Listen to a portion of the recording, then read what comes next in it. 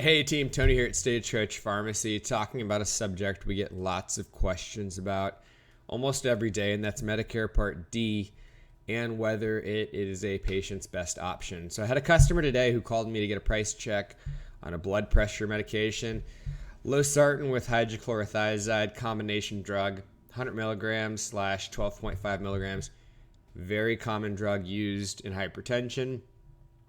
She asked me how much a 90-day supply was. I told her it was $10 at our pharmacy. She was really surprised to find out that with her insurance, she paid $33, and she had to pick it up when I told her that we could ship it to her for $10. She was somewhat frustrated, and I really sympathized with her. She was under the impression that at a certain point, she would meet her deductible with her Medicare Part D insurance plan, and then upon meeting that deductible, her drugs would get a lot cheaper. Of course, based on the medications that she took, she would likely not meet her deductible within the year of 2025. And I think a lot of people who are in Medicare Part D don't realize that initially, especially if they're somewhat healthy, and that's a relative term, but I generally describe people who would be somewhat healthy as taking 4 or less medications annually, especially if they're very common medications.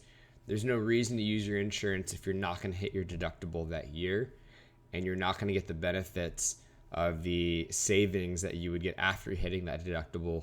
So we did some math. It turns out based on the 4 medications she took, which are generally things like blood pressure, a thyroid medication, something because this person might be pre-diabetic, and a cholesterol medication, she would be spending annually less than $200 if she wasn't using her Medicare Part D plan. But because she was using her Medicare Part D plan, she was actually paying closer to anywhere from $20 to $30 per 90-day supply of each of these medications.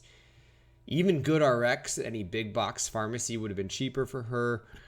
We were able to sell it for her for even less than that price, and I just try to encourage as many of my patients as possible, especially in Q1 of the new year, that's quarter one, that depending on what you think your spending outlays may be for the year, it may not actually be in your best interest to hit your Medicare Part D deductible. Obviously, none of us can predict our health. Medicare Part D is a solid program if we're going to need some really expensive drugs. There's been several customers I've talked to who end up needing chemo treatment. It does save them money, but knowing when to wisely use your insurance is most appropriate. Maybe an analogy I would use is you broke the windshield on your car. It happens to be a car that's 20 years old. Maybe the windshield costs $200. You're probably not going to call your insurance and pay that deductible if that deductible is more than $200. So knowing when to spend outside of your insurance is important, especially depending on the meeting that you have. It's a really good thing to consider, and I encourage a lot of people to make sure they understand the costs, make sure they're asking what the cash price is, make sure they're researching what the cash price could be. A lot of people do win using Costco or Sam's Club memberships. A lot of people don't realize that they may pay $40 for a membership to get certain drugs at a certain price. Sometimes it's actually cheaper not to pay for that membership, especially if you don't need that wholesale membership. I can tell you, a family like mine, we've got 3 kids. It helps us to have a wholesale membership just for things like diapers and some of the staples. But a lot of my customers who are older, who use Sam's Club and Costco to save money on cash pricing for their drugs, might actually be better off not paying for that membership price and getting those membership discounts and just paying out of pocket for their drugs. So making sure that they do price check.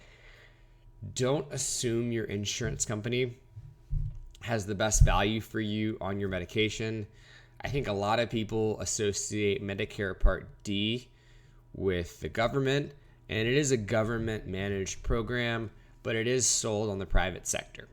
And a lot of people don't realize this, but if USAA or Geico or State Farm starts selling Medicare Part D insurance, that should be a really big red flag. That should be a really big red flag. And an analogy I would use is that Walmart is a great place to find discount, mostly cheap goods. Is it the best place to have work done on your car? Maybe, maybe not. Maybe it depends on the type of car you have. but maybe a specialty tire place might be the best choice for you depending on the vehicle you have. So making sure that you're putting your healthcare in the right hands, that are giving you the right price, is probably a good choice. For example, if there's a really great market that has really great produce, maybe that's what you do. You use that really great market for really great produce.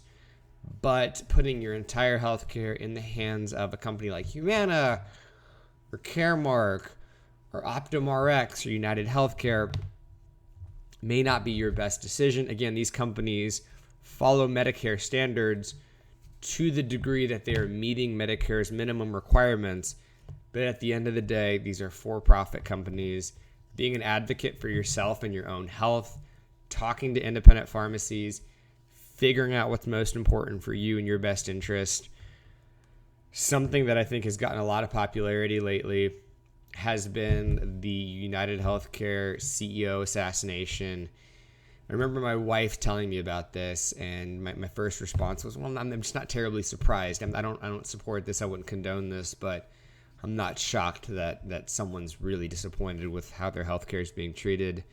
Healthcare is certainly a bit of a sensitive subject. You know, we live in a company that is capitalist, and I'm not saying that's a bad thing. That's a good thing. But when you are a provider for people's health, you also have to look at the ethical considerations of what you're doing. And I think what we're seeing now in our society is that a lot of these companies have really, really focused too much on the approach of profits and not so much on the approach of healthcare. And when you're in the healthcare industry, it's a very delicate line. Obviously, no one's doing this to go hungry, but at the same time, you want to make sure that you're being cognizant of what you're providing and the type of service you're providing.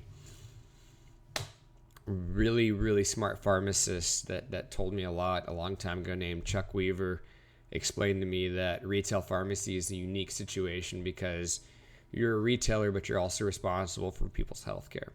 You know, so being cognizant of people's expectations and understanding that they want fair and affordable treatment is really important.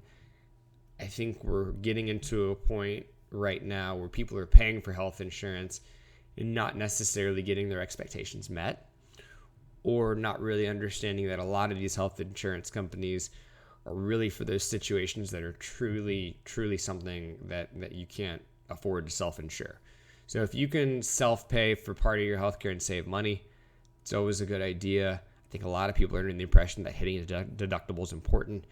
And if you're very young in the Medicare Part D system, meaning you're 65 all the way up to 80, depending on a lot of people. I talked to a lot of people who are in that age range, and I explained to them that, hey, this might be your age, but you're in a very healthy position. You should not be paying the amount of money you're paying for some of these drugs. You know, I think it really surprises them because the impression was that insurance was somehow going to be your safety net.